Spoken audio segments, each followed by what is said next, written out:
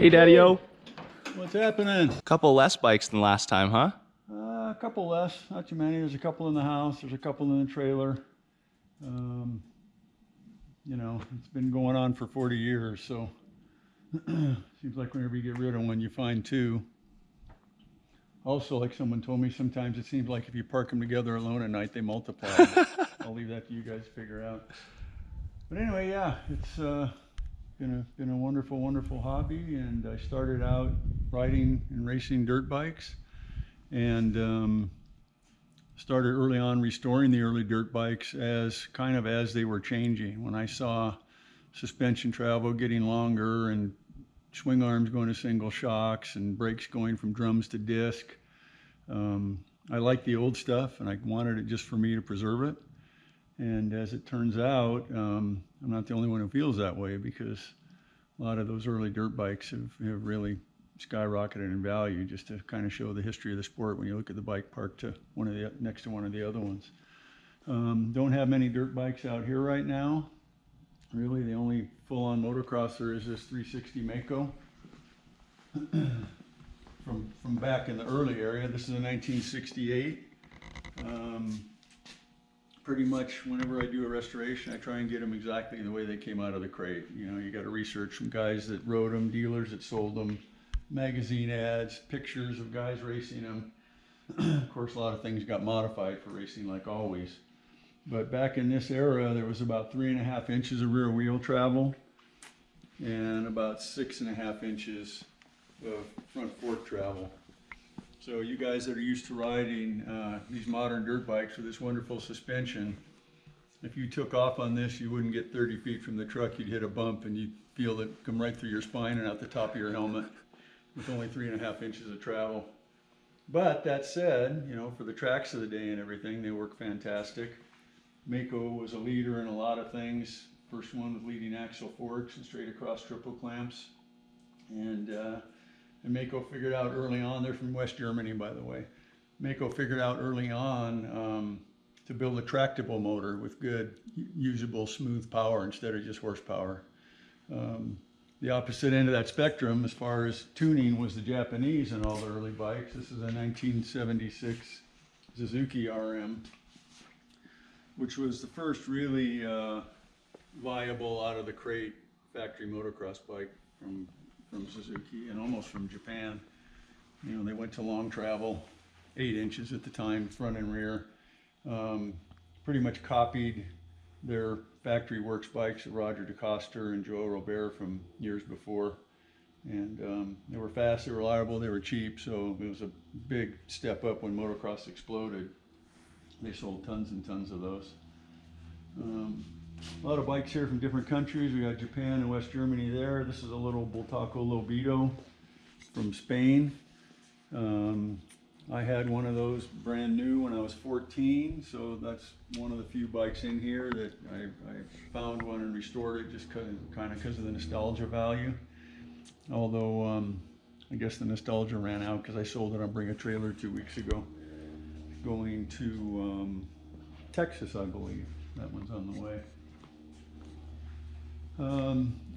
This is a very, very strange mix. I don't know if you'll go in anybody's shop and find such a diverse small bikes, big bikes, street bikes, enduros, colors. You know, a lot of people focus on one brand or one style of bike. I pretty much whatever catches my fancy as far as styling and technology or whatever. If I think it's going to be a good fun bike to ride, because any of the street bikes here, once I restore them, they're all rideable and licensed and insured, and I can take them out at any time, although hard to keep up with batteries and oil changes and things like that. But like, yeah, I think it's hard with 2 or 3. Yeah, exactly. You know, this little bike, this is a 1961 Honda CB92. It was Honda's first production sport bike, and it was a revelation at the time. It's a 125cc twin. Basically, there was, you know, 250 4-stroke singles from England that were very heavy and leaked oil and were hard to start. This thing came out low price, magnesium hubs, aluminum gas tank and fenders. The British singles were probably turning 6,000 RPMs. This thing turns almost 12,000. And so these 125s are outrun pretty much all the 250s of the day at high RPMs where everything else was kind of torquey. This is fast becoming my favorite bike. It's a Nimbus from Denmark. They were made from 1937 or 6 or 4 maybe even, all the way through into the 60s. It's a 4-cylinder inline front to rear. Exposed valve springs, as you can see, when the engine's running, you can watch those valves go up and down.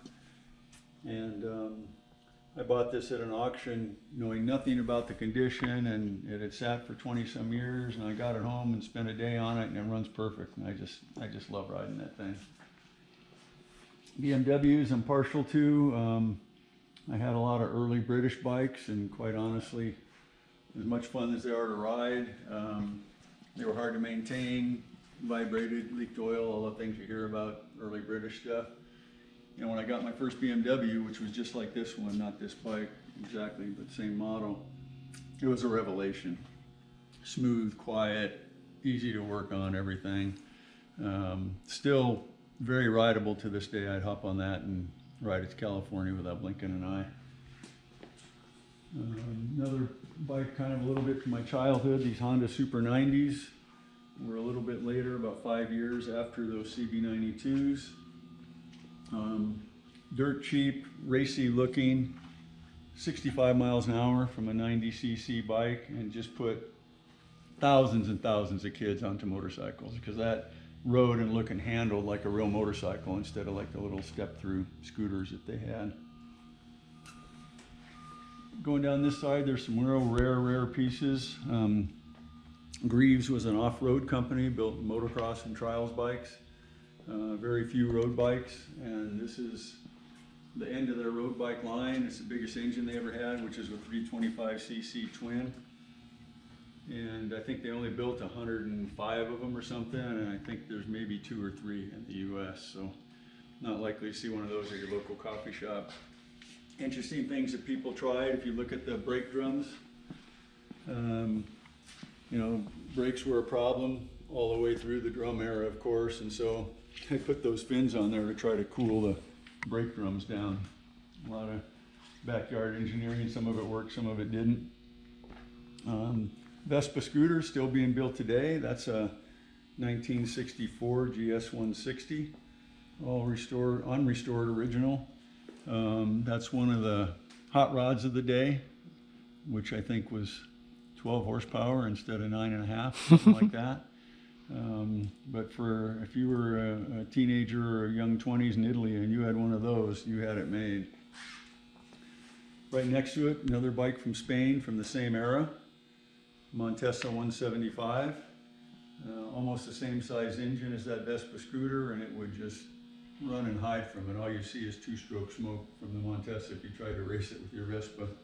Oddball things you don't see every day. BMW also made a single. That's a 1962, I believe, R27.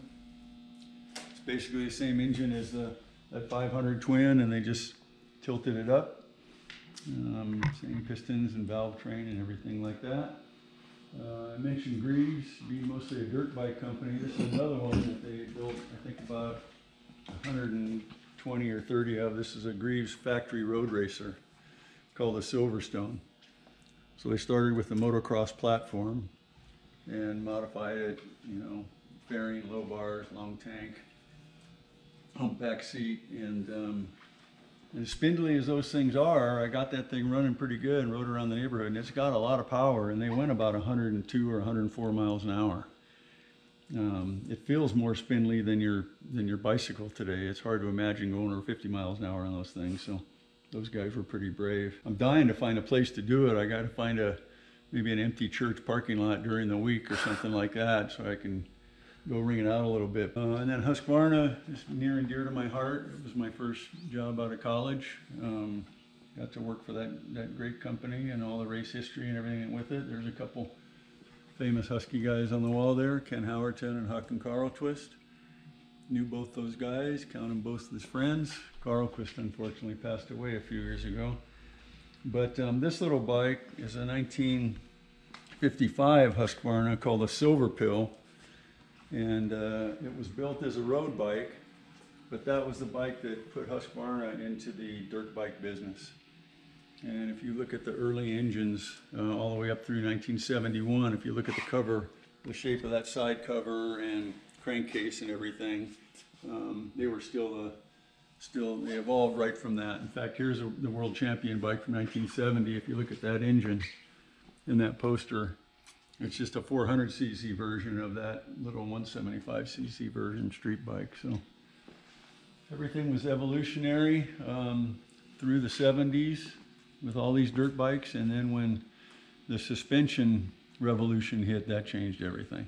That's when they all started improving, and everybody that's riding, having fun on modern dirt bikes should be thankful for that.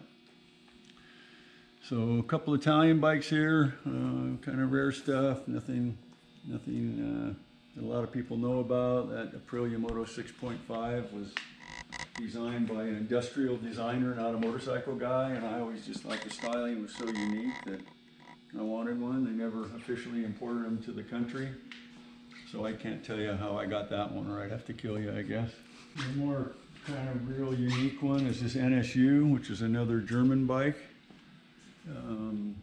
At one time, they were the #1 motorcycle manufacturer in the world, and very few people in the U.S. have ever heard of them. They never sold very many here. They were quite expensive, but their engineering was so good and so far ahead of their time that when Soichiro Honda decided to get big in the motorcycle business, he went to Germany.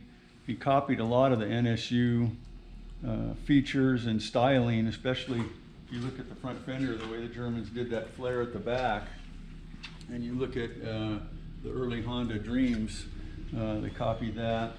And then also, because they were so well made, he bought all his machine tools to start his company from Germany, because they were so much better than it was available in the other parts of the world. So yeah, it's been a lot of fun. It keeps me out of the bars most of the time, and it's really fun to pick a completely different bike like that big huge 1000cc Honda Goldwing, start working on it, see how they design things, see how they're put together, try and in most cases with all this stuff, try and correct what people the years before had messed up. Amazing the things that people do to a perfectly good motorcycle. But yeah, it's all fun. Oh, one more real unique one is this little Zundapp, another German bike. It was designed for the international 6-day trials back in the 60s when the 6 days was really, really tough just to even finish. And they had these small displacement bikes that would beat all the big bikes. This bike in 1967 or 68, a guy named Dave Eakins, who was the first guy to set the Baja record, the Baja 1000 record from Tijuana to La Paz. Look at that poster up there, Kincaid. It says Braving Baja.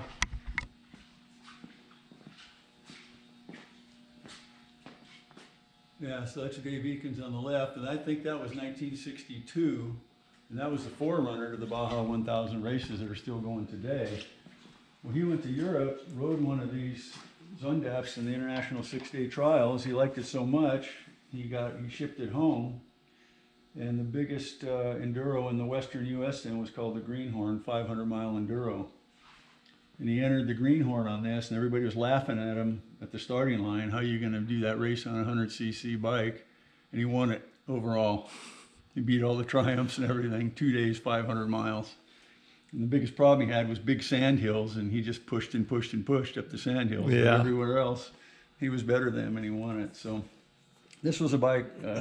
I remember that as a kid, reading about that in the magazines, and I wanted one my whole life. I looked for 40 years and finally found this in Parker, Arizona. A gentleman unfortunately passed away, and his son was selling off a pretty good collection. I was lucky enough to come across it, and that's probably the toughest restoration I've ever done as far as finding parts or information or anything, because they did sell these in this country, but never very well. A Hodaka 90 at the time was about $400, even a little less, and this was almost $700. So young kids just couldn't afford to buy them, so they never sold very much. How long have you been working on this restoration? Well, this is done now. It's been done about 5 years, but I probably spent 2 to 2.5 years, just because the hold up to chase down parts was the biggest thing. And then like this tool bag, you know, this was, I found a bike a friend had that had the factory tool bag, and he was nice enough to loan it to me. I took it to saddle shop here in town, and they copied it exactly. The same buckles and same stuff, and so that's exactly like the original. It opens up both ways, put all your tools in there and your paperwork and whatever. So yeah, people were always thinking and trying different things, and it's a wide world out there. You can go any direction you want finding these things. Getting tougher, getting expensive. You know, the things like painting and chrome plating and stuff are out of sight, but if you enjoy it, do it, and in the long run they seem to be a pretty good investment, but you know, don't do it for that. Do it because you like it. So I forgot one, kind of important to me and the family. This little mini bike I bought many years ago. It was in pretty rough shape, and I restored it, and it went to our oldest son for Christmas the year it was done, and he learned to ride on it when he was done. Luke and Kay learned to ride on it. Our daughter learned to ride on it. Several neighbor kids learned to ride on it. And it's almost true what you say, an early Honda like that, you can't kill it. Well, they tried, because then we gave it to my brother, and his son and his daughter learned to ride on it. And then they grew out of it and had bigger bikes, and it was still at his house, and I wasn't even going to bring it home, and my wife had sentimental attachment to it. So finally we were over there one time, and we picked it up and brought it home, and probably sat for 6 or 7 years. And I went to start it up, and I checked it, and there was no oil in it. None. Oh, did they drain the oil? Randy, did you drain the oil on that? No, never did. Did you ever check the oil? No, we never really checked the oil. So no oil in it. Filled it up with oil, cleaned the carburetor, started right up, still runs great. Can't kill an early Honda. That right there is the tiny little bike I learned to ride on. Coming back up to Montana, you guys might see this displayed in my garage pretty soon here. All right, thanks again for showing us the collection. Thanks for picking up the phone every time I've got a random question when I'm trying to learn all this stuff. I've got answers, and some of them are even right.